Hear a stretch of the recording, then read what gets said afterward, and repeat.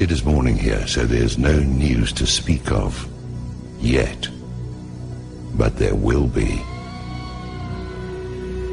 It's clear as crystal that the root of all evil is exactly that, and those in whom it is blooming are the enemy of humanity. The bankers are the problem. The bankers manufacture recessions and depressions to exert a greater control over social and political structures. The bankers create and finance the wars on both sides of the conflicts. The bankers orchestrate famine, poverty, and want. The bankers control the policies that control the media and the education system that is operated to maintain ignorance in the public so that they can be shorn like sheep. The bankers launder the drug money and keep drugs illegal. The bankers are the problem. The international banker is the scum of the earth, and they have to be brought to account. What will accomplish this? There are several possibilities. One of them is a real run on Wall Street, where the public goes into their offices and dispenses frontier justice on their person. The other is some kind of cosmic intrusion of forces that I won't begin to speculate on. And the other is some kind of financial miracle in which they actually wind up broke. But I don't know how something like that would work. The most likely is a combination of the first two, where the second channels through the first. Once the cost of food, lodging, and fuel hits a certain point, the public will be universally galvanized by the force that builds up from the pressure of their asses against the wall. We can be there in a few days. Once the system begins to collapse, it will have its own speed of free fall, and things will move at a spectacular rate of change. It will be like the way weather can suddenly transform in the South Seas. At the point when this begins to occur, the probability of global conflict will accelerate to maximum thrust. This is the primary truth about imperial currency activity. When the money goes south, violent attention goes east. Yes, maybe it will all just limp along on crutches while plastered with band-aids, but that goes contrary to the mathematics. You can spread the numbers only so thinly, or you can only press them together so much, and you're going to get holes appearing in the net all over the place, or you're going to get implosion. Do I have any idea what I'm talking about? It is possible that I do not. There's an area where allegorical poetry gains a mystical influx of metaphysical certainty that is no different from the theoretical physics, where theory is just another word for things we don't want to accept as inevitable.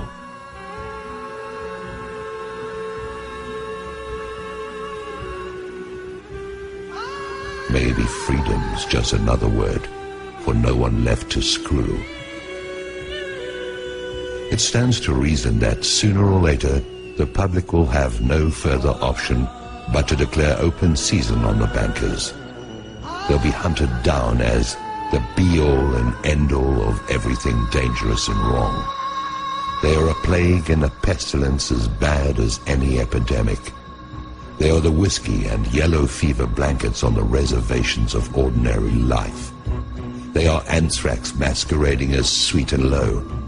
They are the long-standing source of the majority of humanity's problems and have little competition except for the ubiquitous presence of ignorance and impossible dreams. Whoever these bankers are, that is who they are. When the shit hits the fan, as it is going to do at any moment, the guilt of the banksters is going to stand out like zits on a beauty queen.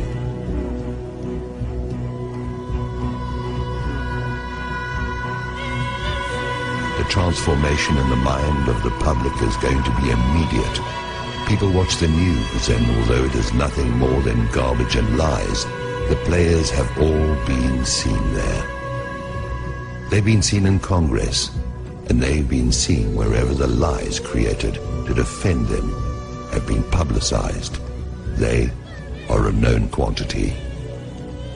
There is no argument of any kind that can be used to generate sympathy for the bankers, who are either behind or finance every outrage against the public that is in existence. Now, their day is at hand, and they show no signs of having any kind of clue. They sit at their vanities and admire their image like Marie Antoinette. They whoop it up like Louis XVI in Versailles, surrounded by gold leaf wallpaper and sycophants, while they diddle the sons and daughters of a dying empire that they brought to pass.